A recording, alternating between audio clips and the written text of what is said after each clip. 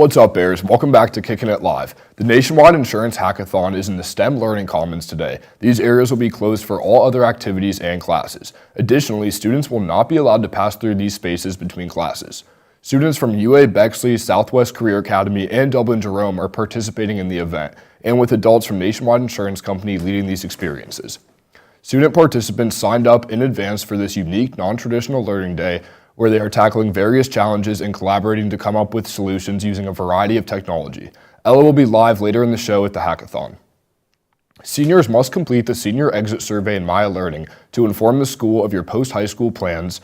Completing the survey also helps the College and Career Center know where to send final transcripts. Sophomores and juniors interested in being a sixth grade camp counselor next fall must complete and submit an application by April 28th. Students can email campcounselors@uaschools.org for more information. According to the Associated Press, President Donald Trump announced a complete 3-month pause on the reciprocal tariffs that went into effect on Wednesday at midnight. The huge tariffs will remain on China, the world's second largest economy. The U.S. increased the tariff on Chinese goods to 145% this week. In retaliation, China is raising tariffs on U.S. goods to 125%. The U.S. and global stock markets have experienced major swings this week. AP economics teacher Mr. Scott Shinneberry explains tariffs and the impacts that they can have on the economy as well as students.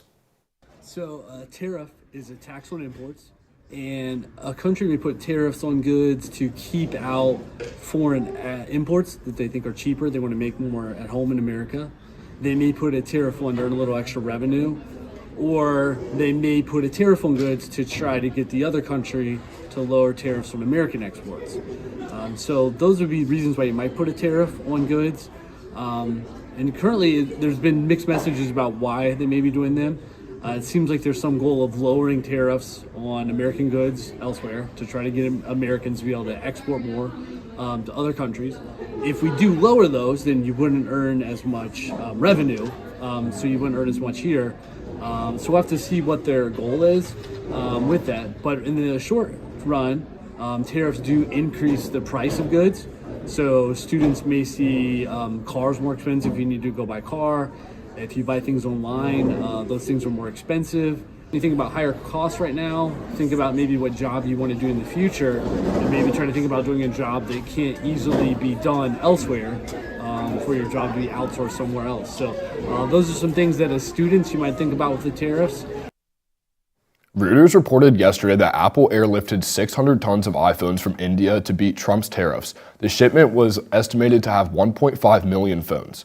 According to NBC4, Ohio came in first for the most spam calls and texts in the United States, according to a Texas-based software company that analyzed data from the Federal Trade Commission and the Federal Communications Commission. The data states there were 859 complaints submitted per 100,000 residents in 2024. According to CBS News, Barbie has announced that LeBron James is the first athlete to have a Ken doll. Mattel, the parent company, is collaborating with the LeBron James Family Foundation to release this Ken doll of LeBron James. The doll goes on sale on Monday, and the cost of one Ken doll will be $75, while other Ken dolls range from $6 to $11. And now it's time for sports.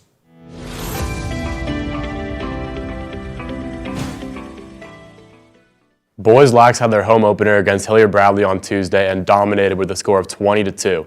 They also played Worthington Kilbourne on Wednesday and won with a score of 11-5. Girls Lax took on Hilliard Bradley on Tuesday and Kilbourne on Thursday. They went 2-0 during these games. They are currently 4-1 on their season and ranked number 2 in Ohio. Boys Volleyball hosted Hayes on Wednesday and won 3-0. Congrats to Ari Borer on Player of the Match.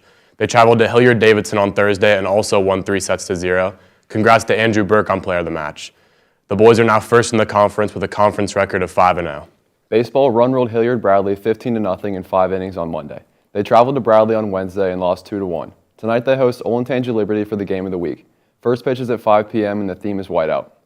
Softball played Hilliard Bradley Monday and lost 14-2. They played Olentangy Orange on Thursday and lost 12-2. Sierra takes a look at their season. The UAHS softball team got a new coaching staff this year. The varsity head coach, Doug Bell, said he came to UA because of the character of the players, admin, parents, and community. He also said he wasn't sure when the opportunity to come to the special place would come again, so he jumped at the chance. Coach Bell has helped us improve our aspects of not only the playing of softball, but like the mental side of it. And then I also think he has helped us with our faith in ourselves. because last year we didn't do so good, and this year we have a lot of faith, and I think we can do really good.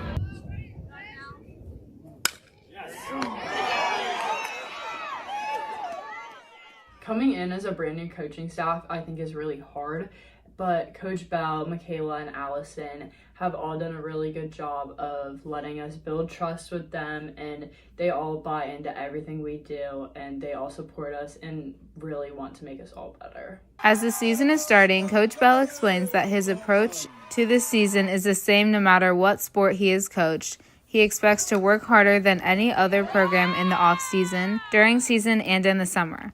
He believes hard work always pays off, and when adversity comes, the work you've put in on things like fundamentals and game IQ is what you rely on most to get through it. He intends to build a culture of success, accountability, and hard work. This has been Sierra Gadiali reporting for the WARL. Boys tennis had a match against Olentangy Liberty on Thursday. They won 3-2. March Madness wrapped up on Sunday with UConn defeating South Carolina in the women's tournament and Florida defeating Houston on Monday in the men's tournament. There were 0 perfect brackets left. The 89th annual Masters tournament began yesterday. Justin Rose shot a 65 in the first round and leads the tournament at 7 under par. Upper Arlington High School graduate Jack Nicholas has won the Masters a record total of 6 times and was one of the honorary starters for the tournament, along with Gary Player and Tom Watson, who both have victories at the tournament. And now to Ella. All right, you're on. Okay. Hey there, we are live at the Hackathon today, and I have Julius trying to explain all the stuff going on. Oh my God, wait a minute. Okay, so right now we're in our STEM computer room, and we are doing Raspberry Pis, which are microcomputers that are controlling robots like sharks to drive around. So kids will program their Raspberry Pi, which then will control our shark. Molly, what's going on? Yeah. Hi, Molly. Hey guys, say hi. Okay, really thrilling. Let's try again. Guys, say hi. Hey. Hi. Wow, that was pretty energizing. Well, we're here with people from other schools here today for the nationwide hackathon. We're in groups of 2, and there's also escape rooms and stuff, which are really fun, and different activities and snacks. But like in about 4 hours, we're trying to construct this like miniature shark robot. I think I might name mine Sharknado. It's pretty cool. Then we're gonna fight. They're gonna battle and stuff. So it's pretty fun, and a lot of kids look forward to this every year. And there's prizes. So yeah. All right, yes. Let's go check some other stuff out. Guys, that was really, really sad. Okay, so We spent all over the STEM commons, and these guys are also building our microcomputer contest, which are pairs coding in JavaScript to complete the most amount of puzzles in the least amount of time. So, and with the most accuracy. So they're going to partner up, and they are going to way smarter than I'll ever be. So they're super intelligent. And then we have an escape room, which is like a 30-minute activity over there, which is trying to solve the most amount of puzzles in the least amount of time as well. Dr. Gill, do you have anything to add? We also had a Capture the Flag cybersecurity contest the 10 days leading up to this. And I just want to do a shout out to Nationwide for all the 25 volunteers that are here today that are leading our programs and supporting us, as well as the sponsorships we got from the PTO and the UAED Foundation. Nice. Great day. Thank you so much for letting us walk around. Let's take it to Bridget. The Upper Arlington Community Center opened Monday and is ready for members and is still taking applications to hire. Visit communitycenter.upperarlingtonoh.gov to apply for a job, and if you're interested in working for the City of UA this summer, visit upperarlingtonoh.gov to send in an application. The 3rd annual Upper Arlington Cherry Blossom Celebration took place on Monday at the Mallway Park in front of Jones Middle School. Students from Upper Arlington High School's Asian American Pacific Islander Club participated. The club read haikus as well as gave a speech to remember how Japan gifted us the trees. Additionally, Elena Zhu played the guzheng instrument. Here's a brief look at that performance.